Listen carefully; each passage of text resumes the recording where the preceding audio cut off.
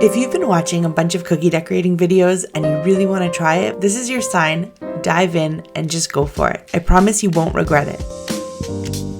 So we're going to do an Easter set this video, and we're going to use all the same shape. I have this Easter egg shape from the Wilton box of 101 cutters, just stuff that I have on hand that I like to use. So again, it doesn't have to be this shape. If you have a circle, square, whatever you like, you can use. It doesn't really matter. So here we're going to use the same shape for all our designs today.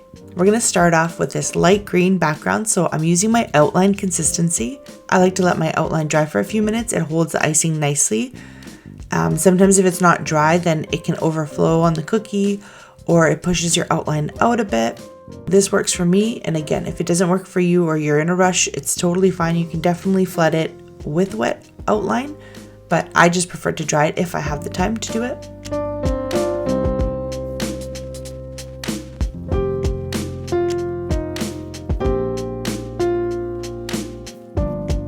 So we've let this crust over, so that usually takes, half an hour to an hour maybe. You can speed it up with putting a fan near it, and that makes it kind of harden a little faster. And then we're going to go in with our white outline consistency. And I'm going to kind of do a circle on the bottom here. Now notice it's not perfect because this is going to be a bunny's head, and we're only kind of doing the top half of the bunny's head.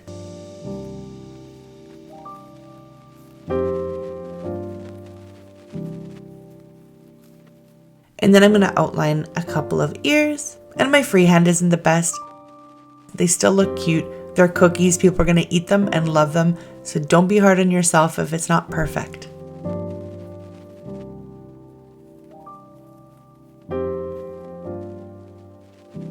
So here I'm just going to put another line through the middle of the ear. We're going to have the inside of the ear pink and then the outside white. So that's just kind of my guideline of where I'm going to be flooding the different colors.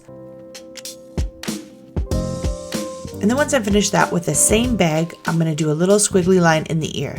So any narrow or small areas, we like to fill in with little squiggles with outline consistency. That's the thick icing, and the whole purpose of it is to support the flood. Now these, especially in these little sections that I'm flooding right now, they would crater very easily, and so this really helps to prevent that. If you haven't experienced a crater yet, count your blessings, because it is one thing that happens when your cookies dry, and your cookies will look fantastic, and then you'll come back a few hours later or the next morning and you'll be like, where did all these little holes and divots come from? And that's a crater. It's not the end of the world. It's happened so many times to me, but we try to prevent it if we can because it looks nicer and we like that puffy icing. A couple of ways to prevent craters is doing squiggly lines like that, drying in front of a fan, and also to pipe the second layer. So this bunny layer that I'm doing, when the green is crusted over, not fully dry, that also helps as well. So it gives you the best chance of having a good puffy icing. And you can see I've done the same in the ears here as well. Put down my outline consistency, and then I just flood right over. Small areas, I'm using really little pressure on my bag. I don't want to go too crazy. If you can't get right into the corners, you can always use your scribe and pull the icing into those corners.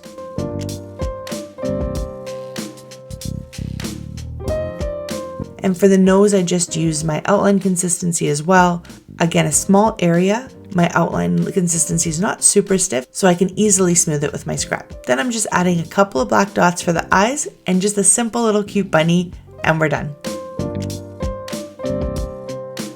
So next up, we're going to start with our yellow background. This is going to be our little baby chick that still has a little bit of shell on its head left. So again, I'm going to go in with my outline consistency. And notice I'm going slow, and a little tip when you're outlining circles or this kind of rounded shape, let's say, is to look a little bit ahead of where you're piping, not exactly where your tip is. And that helps you guide a little bit where your icing is going to go and land. And then I'm going to go in with my flood. And you can see my left finger in the shot right now, and it's just holding the bag. So this is how I keep it very steady. I like to flood right up to the line there. When I started out, I used to kind of flood more in the middle, and then I would pull my icing to the edges. But I find this is a lot less time consuming if I do it this way. And I'm taking my time along the edges, kind of feeling the pressure. Do I put more? Do I put less? You kind of go with it. When you're on the inside, you can put a little bit more pressure. And because I'm putting more pressure, I'm going a little faster. And that just is comes with time because I'm trying to cut back on how long it takes me. So putting more pressure, moving faster will get the cookie decorated quicker. So now that the first layer has crusted over, it's dried for a little bit, we're going to go with our white outline consistency and just do a little half circle on the top here. And then we're just going to kind of make a broken shell. So just a couple of zigzags. I'm keeping the bag nice and close. These are small lines. I don't want to raise my bag too high. Just keep it nice and close and have control. And then while that dries, I'm going to move on to outlining a couple more things just to get all those steps, as many as I can, in one kind of section. And because all of these little details are kind of separate from each other, we can outline everything and flood everything and kind of finish it in 2 steps. So our base layer was the flood. Now we're doing all the details. And I like these type of cookies because you can get them done a lot faster because it's only 2 steps instead of, let's say, 3 or 4 when you're waiting for sections to dry. And so while I'm waiting for my outlines to dry, I'm going to add couple feet, and this is my orange outline consistency. When I'm making my icing and cutting the holes in my bags, I always think about, what details am I going to do? So if there was something that I was decorating on another cookie that was orange, this outline might be a little bit too small for what I would need later, but because I don't want to cut a hole bigger in my bag and then have to rebag my icing, so I think of what are those tiny details I have to do? I'll do those first and then I'll move on to something bigger. Again, it won't always work out that way, but I try to plan so that if I'm doing smaller details, I'll try to work on those cookies first. And then, if I need my orange outline and I need to cut the bag bigger, then I can just cut a slightly bigger hole and use that same bag. And you kind of plan as you go. And the more kind of sets you do, the more different designs you do, you kind of get the feel of, what colors do you need? How much pressure to put down?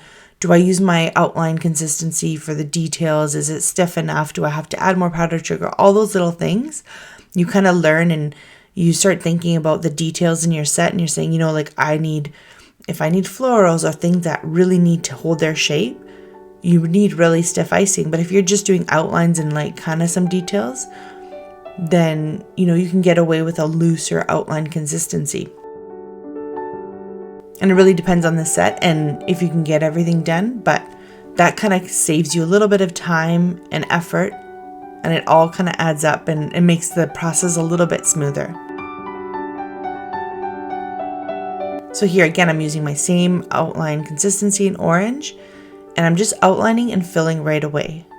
So you can see that it's not super smooth, my icing, so I got to go there in with my scribe and give it a little jiggle, and it smooths out. So this is kind of my favorite outline consistency to use because it holds its shape, but I also can smooth it out if need be.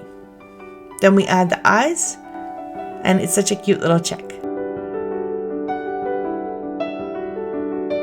Okay, now on to our purple cookie. So here again, the same idea. I'm doing my outline.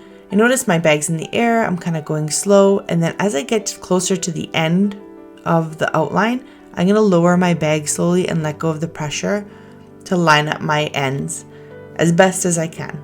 And then again, we go in with our flood. And I find a lot of times with purple or other darker colors, sometimes they don't mix as well, or if they sit for a little while, you kind of get streaks in them.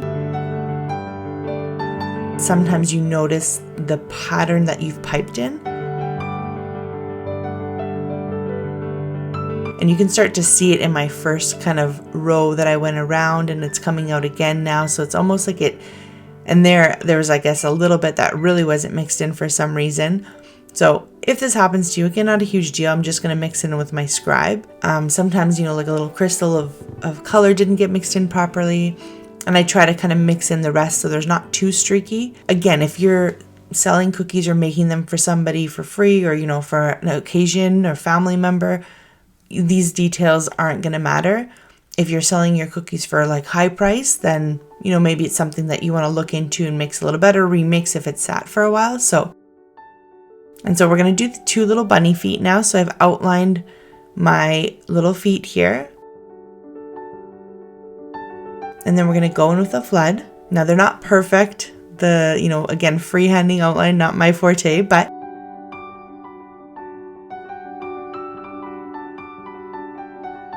and so we have to let these crust over before we do the next step. So in the meantime, I'm going to add his little fluffy tail. And if you have sprinkles, you can do this step. If you don't, you can always skip it as well. So I just kind of made a rough outline, and I'm just going to fill it in with my flood consistency.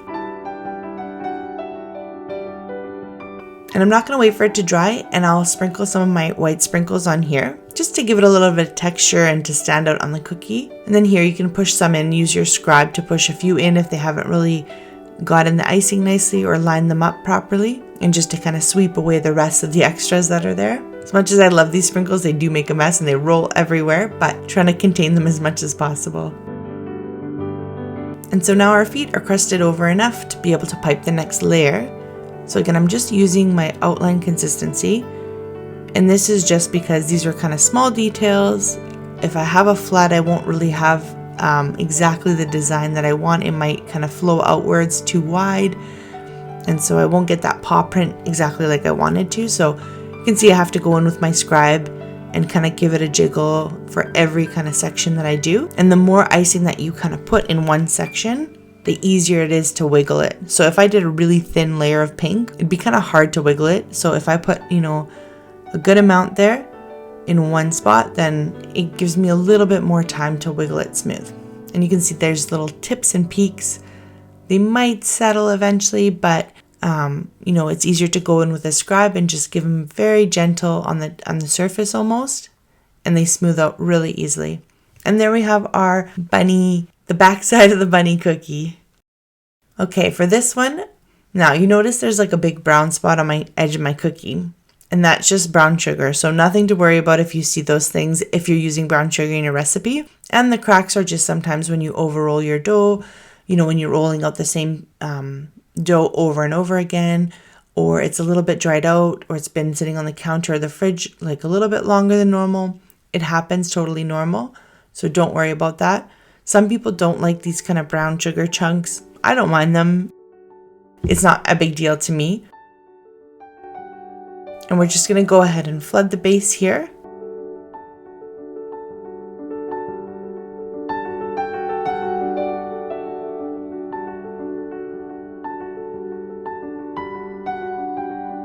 And now that it's crusted over, we're going to go in with my pink outline consistency. So I'm just going to do a line across and then a line on the bottom, and we're just going to create a little Easter basket. I'm trying to follow the shape of the cookie as much as possible. But again, it doesn't have to be perfect. And then we're going to add a handle. And this is kind of going to be the guideline. So we're just going to do a little basket weave piping. So this is kind of good practice if you want to practice your piping skills. So all of this is done with my outline consistency. So I do one vertical line and then a few horizontal lines. And then I'm trying to do my vertical line right on the end of my horizontal. So I'm trying to make them as even as possible. Easier said than done sometimes. And very light pressure. I'm not going too crazy on the pressure on my bag. And I just want to make sure that I touch down and secure the icing every time that I start and stop my lines. And these horizontal lines are kind of short, so I'm pushing my bag out a little bit to get a blip of icing out, and it connects to the vertical line. And then I'll go across and kind of touch down to make sure I secure the line. You can see sometimes the line doesn't secure properly, but again, just use your scribe when you need it to secure anything.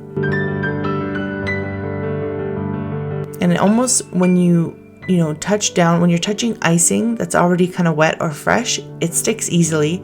But when you're touching like the white part, which is crusted over, it doesn't stick as well sometimes. So you kind of almost have to wipe it off onto that white part. So that I want to really make sure that the icing sticks so that when I lift my bag up, it's not going to pull the icing off with it. And you can just continue the pattern until you're all done. And then I'm just going to fill in some of the first pieces here just to make sure that it all looks nice and cohesive. And then we're going to do some details on the handle. So here I'm basically just doing a backwards S and going upright. So from one side and then curving over to the other side, just so it looks like there's something twisted around the handle of the basket. And again, very light pressure. I'm not going crazy here. Going slow, taking my time. Making sure my icing is nice and secure when I'm lifting off my bag. And then we're going to let this dry for a little bit so we can go in and add some Easter eggs. So I'm just using all my colors, and this is all my outline consistency. So you'll notice that I kind of go in with my scribe and smooth them all out. And because this is my thicker consistency, I'm able to pipe them kind of side by side without having any color bleed or any icing bleeding into each other, or kind of all smoothing out into one big lump. And you can see every time I'll have to go in with my scribe and smooth it out a little bit. And you can see the ridges and the lines when I pipe. And that tells you the difference between my outline and the flood. Sometimes even I'll go in and I'll wiggle my bag a little bit, and that kind of gets it going to kind of smooth it out so I don't have to do too much work with my scribe. And then I'm just going to kind of keep adding until I'm happy with the amount of eggs in the basket. And I really liked how these colors came together. It's kind of all the colors that I had on hand, but I just make sure I add just a tiny bit of gel color. Don't go crazy, just so it stays nice and light.